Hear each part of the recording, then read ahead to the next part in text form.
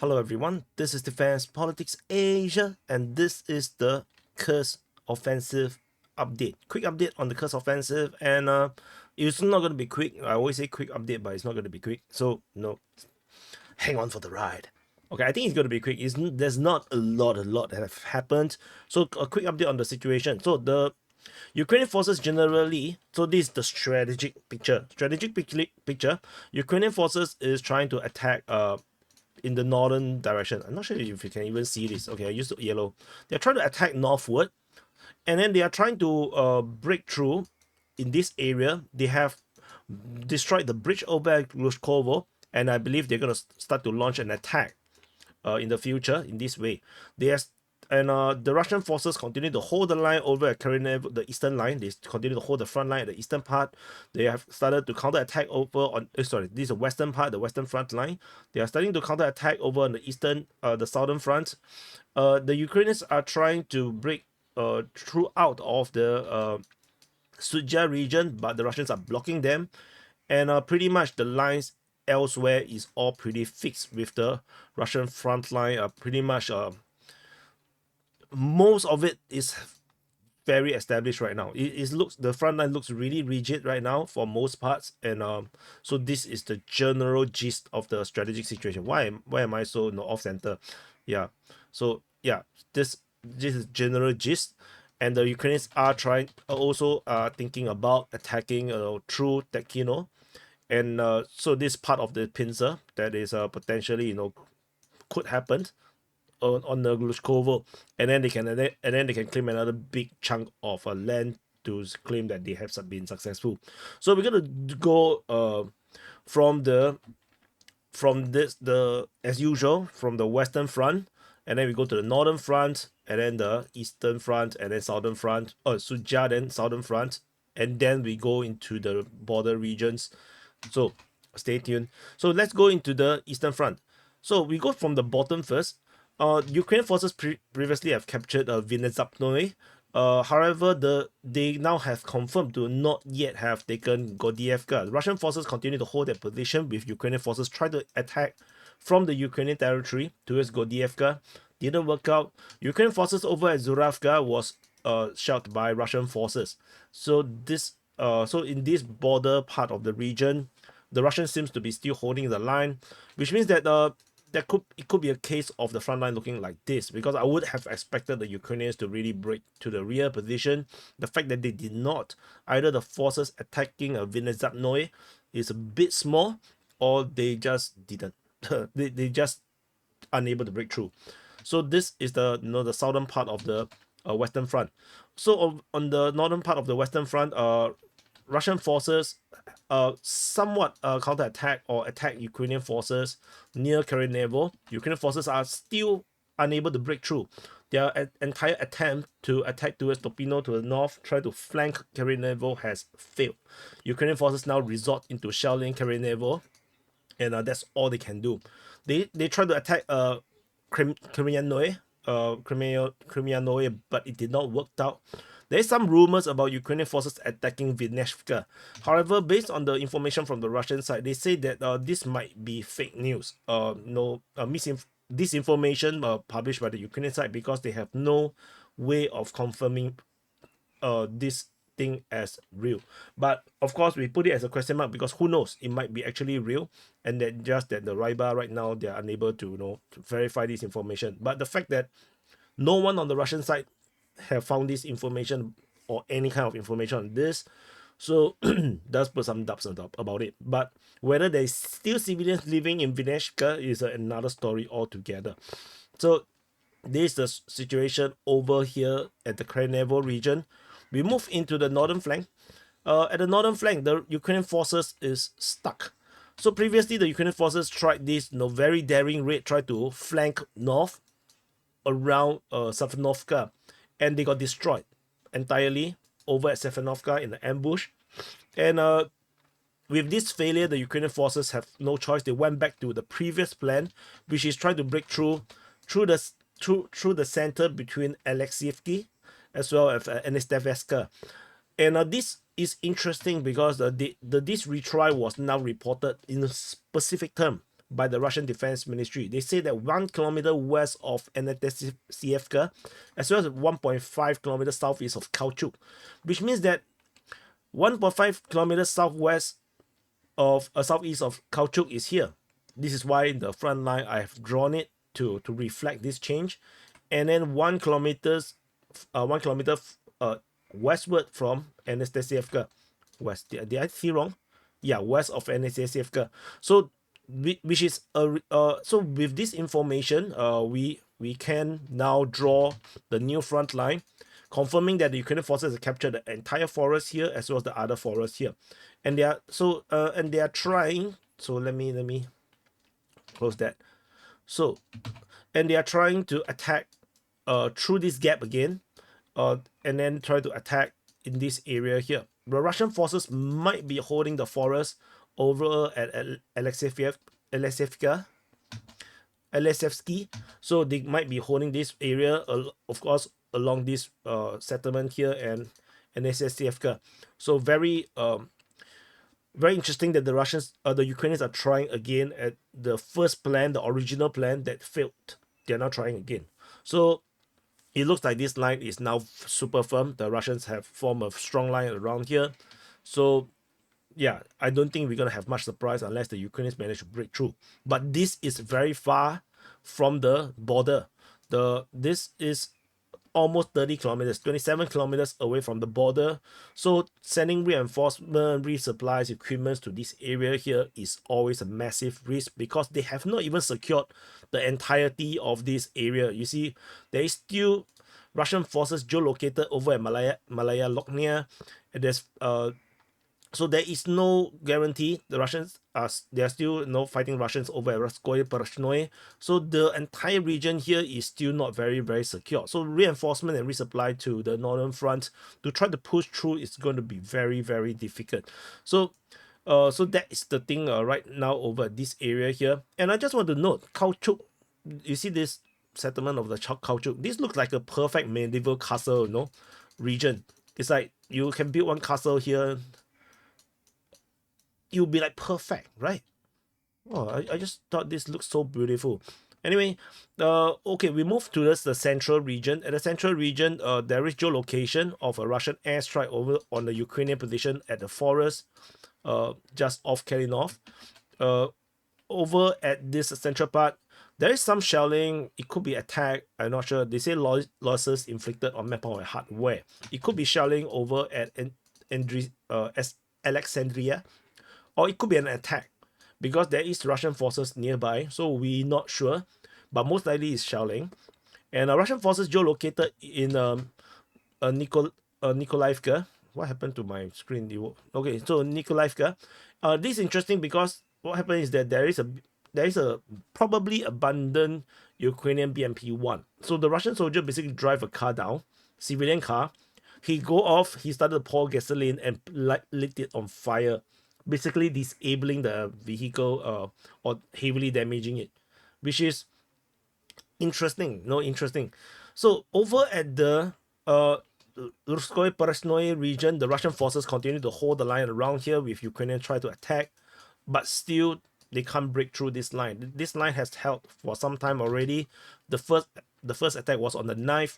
It held all the way, attacks all the way to 12th. They managed to hold like 3 days. Then they try again and try again. The Ukrainian forces are unable to break through. Over in the Sudzha region, at the Sudzha region, Russian forces are attacking. The Russian forces reportedly are fighting Ukrainian forces in the area of Pushkarnoye and also at Merny. So the fact that there is fighting reported at Pushkarnoye might suggest that Ukrainian forces have actually taken some ground around Mykolovka towards Pushkarnoye. That previously we also have this, but this is a bit more harder to imagine where the Ukrainians are over towards Ruskaya Konopelka. So that's why I didn't change this. This is not a capture. This is just a possible presence. So I'm going to put overlapping mapping around here. The Ukrainian mapping will stretch out here, but the Russian mapping will not change. So just to note this, there's shelling reported at Kazecha Lognia. in or Kozakha Lognia. I don't know. I'm not sure which is the correct pronunciation, but so that is the situation. The Ukrainian forces eastern side of the Sudzha continues to be dangerous. So I don't think media or anyone will gonna come to this area as the fighting is still ongoing. And we move on to the southern flank. And the southern flank, yeah, the loading is a bit slow. I'm not sure why. So checking, make sure that it's still recording. Okay, the Russian forces are shelling. I don't think it's an attack, but they inflicting manpower damage on the Blakovo. So probably shelling. Ukraine forces declared capture over at Borki. This is reported by Deep State UA, and possibly due to some photos that come out from it. The Russian side didn't report on it, so there could be a case where the Ukrainians have taken Borki. However, the Russians are now attacking Spinoe, and fighting was also reported in the area of Kremeshinoe. So the Russians are counter-attacking in this area here. Borki has held up the Ukrainians for some time, so now they have managed to clear this area here. But I put this as a claim because there is no objective confirmation, as this is a claim by the Ukrainian side. We will just wait for information on the Russian side on corroborating it. The Russians are not so clear. They're not 100% sure if that's the case. Over at Spanoye, there is FPV drone strike on Ukrainian infantry, confirming Ukrainian presence over at Spanoye. So Russian forces are now trying to continue to counterattack in this region in the southern flank. So and then over at the Tekino region, the Ukrainian forces failed to capture the in this area. They started shelling each other. So in Tekino, Ukrainian forces shelled the Russian forces. Russians shelled the Ukrainians over at Boyaro Lezachi. Oh my god, Lezachi. And nearby, the Russians also shelled wrong color. Also shelled Yurivka, UGV. Forget it, whatever. This area here, it could mean that the Ukrainian forces have some forces in this area. They are trying to make this push if they could. So that's got stuck. And then important note. Okay, so let's see. So one of the important thing is that the Russian Defense Ministry announced the destruction of 3 HIMARS. So these 3 HIMARS is destroyed in the Yunakovka and Mariupolia. But then in Mariupolia region, we don't have the geolocation. The geolocation of the strike on HIMARS was actually at Mauritius. So maybe this is the one for Mariupolia. We're not sure. So Yunakivka was also allegedly got shot. The HIMARS got destroyed. 3 HIMARS, they are driving so close to the front line. I'm not sure what the hell is happening. Why is the HIMARS so close to the front line? They're just going to be easily hunted by the Russian side. So that's an issue over here. The reserve over at Kotin and this area is called Ivozanske, continue to get shot by Russian forces. So there is still Ukrainian reserve. So that is for sure. Ukrainian forces, like I mentioned earlier, they have destroyed the bridge. So they tried to attack the bridge at Glushkovo again. This time round, allegedly they used airstrike. So the airstrike successfully destroyed the bridge. So now the entire region here is now poised for a Ukrainian offensive. Because the Russians will start to struggle to reinforce on the southern flank. So I want to change to this mapping I want to show you the river system. So you can see that the river system coming from Ukraine going all the way up. So this is the river system all the way to Glushkovo, and it's continued to stretch on all the way to Snagos, which means that I use green color. This is the river system all the way to Snagos. The Russian forces is going to struggle to reinforce the southern bank because this is the main crossing, the main bridge. So the Ukrainian forces can now storm into Tekino, storm into Gordievka. They break through to the rear position. They can actually even break through the south and then capture the entire region.